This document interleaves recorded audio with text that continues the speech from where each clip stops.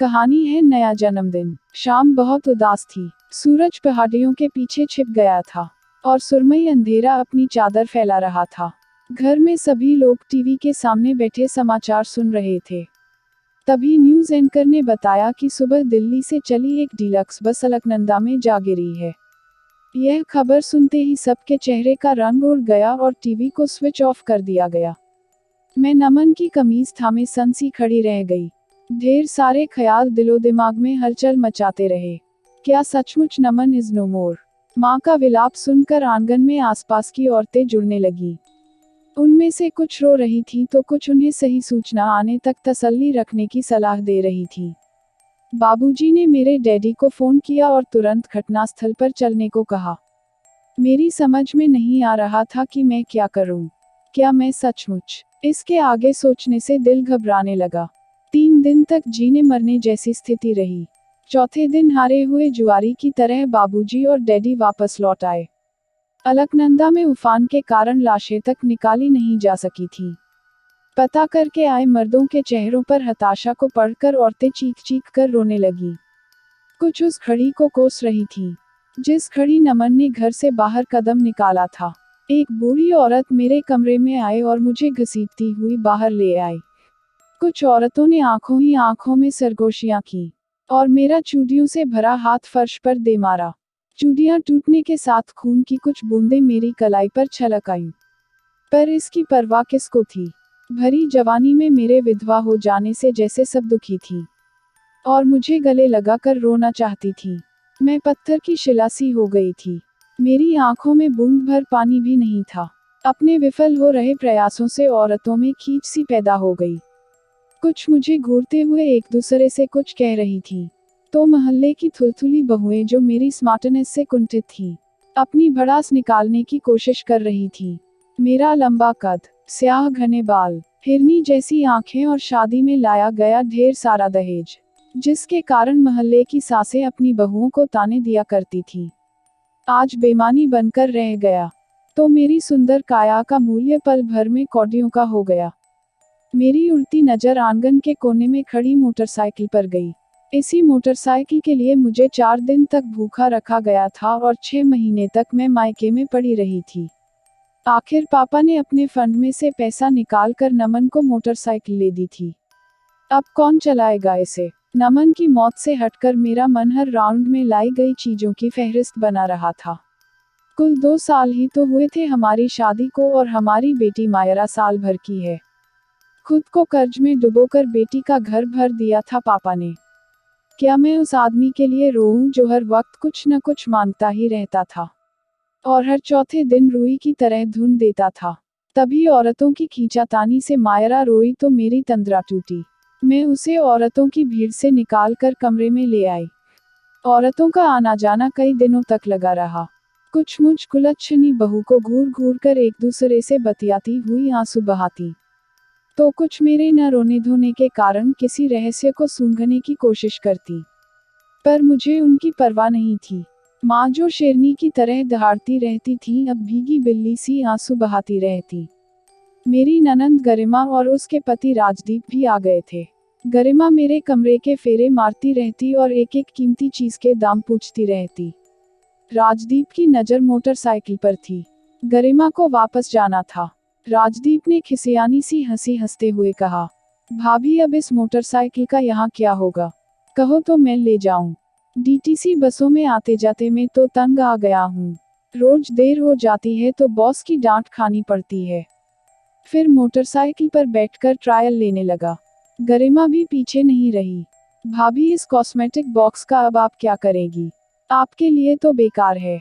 मैं ले जाती हूँ इसे। कितने सारे तो परफ्यूम्स हैं। इतनी अच्छी चीजें इंडिया में कहाँ बनती हैं? आपके पापा का भी जवाब नहीं। हर चीज कीमती दी है आपको। क्या संबंध स्वार्थ की कागजी नींव पर टिके होते हैं? यह सोचते हुए संबंधों पर से मेरी आस्था हटने लगी। यह वही गरिमा है जो बार बार गश खाकर गिर रही थी और भाई की मौत को अभी 4 दिन भी नहीं गुजरे इसने अपना रंग दिखाना शुरू कर दिया। गरिमा और राजदीप की नज़र तो मेरे लैपटॉप और महंगे मोबाइलों पर भी थी, क्योंकि बाबूजी ने कह दिया था कि मोटरसाइकिल वगैरह अभी यहीं रहने दो। बाद में देखेंगे। गरिमा ने एक बार झिझकते हुए कहा। भाभी आपके पास तो 2 मोबाइल हैं। वाह कितने खूबसूरत हैं। मैंने जब कोई जवाब नहीं दिया तो वह बोली, मैं तो ऐसे ही कह रही थी। गरिमा और राजदीप के जाने के बाद घर में गहरा सन्नाटा छा गया। माँ और बाबूजी दोनों ही शंकित थे कि कहीं मैं भी उन्हें छोड़कर न चली जाऊं। पर अब कहाँ जाना था मुझे। हालांकि पापा ने मुझे साथ चलने को कहा था पर मैंने मना कर दिया।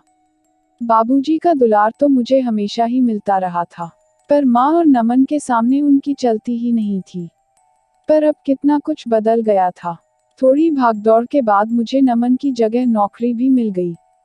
रसोईघर जहाँ मैं दिन भर खटती रहती थी, उसको माँ ने संभाल लिया था। नौकरी पर आते जाते मुझे लगता था कि कई आंखें मुझे घूर रही हैं। दरअसल वे औरतें, जिन्हें मुझे लेकर निंदा सुख मिलता था, अब अजीब नजरों से मुझे देखती थीं। एक अभी हुई विधवा रोज नई नई पोशाकें पहनकर दफ्तर जाए, यह बात उनके गले से नहीं उतरती थी। माँ का भी अब मोहल्ले की चौपाल पर बैठना लगभग बंद हो गया था, तो पड़ोसिनों का आना जाना भी कम हो गया था। मेरी नौकरी ने जैसे मुझे नया जीवन दे दिया था। ऐसा लगता था जैसे मरुस्थल में बरसाती बादल उमड़ने गुमड़ने लगे हों। इससे बेचैनी और भी बढ़ जाती।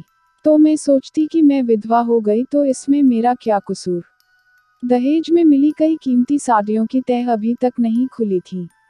मैं जब उनमें से कोई साड़ी निकाल कर पहनती, तो माँ प्रश्नवाचक नजरों से चुपचाप देखती रहती, और मैं जानबूझकर अनजान बनी रहती।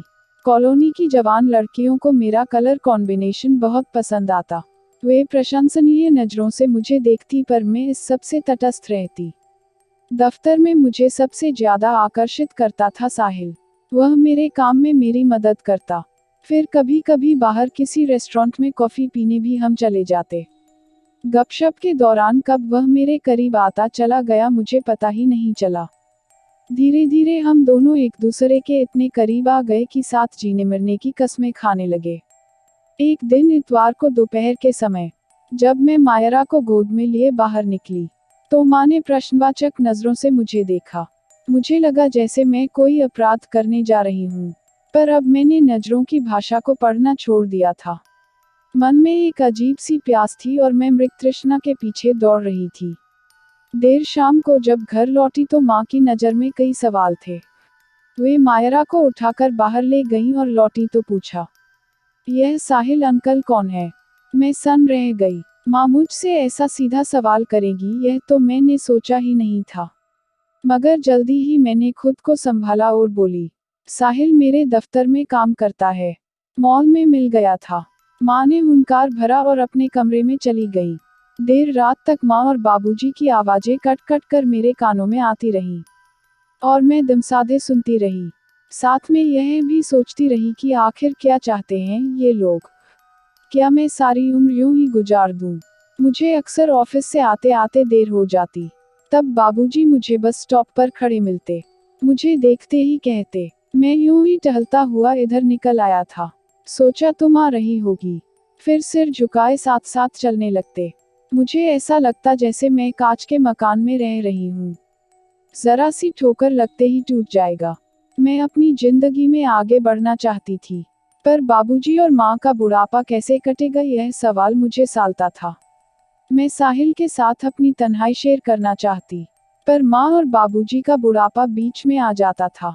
उनकी आंखों का डर मुझे खुलकर जीने नहीं दे रहा था। साहिल कुछ दिनों की छुट्टी लेकर घर गया था। मैं सोच रही थी कि जब वह वापस आएगा तो उससे खुलकर बात करूंगी। उसने वादा किया था कि वह अपने माँ बाप को मना लेगा, इसलिए मैं आश्वस्त थी।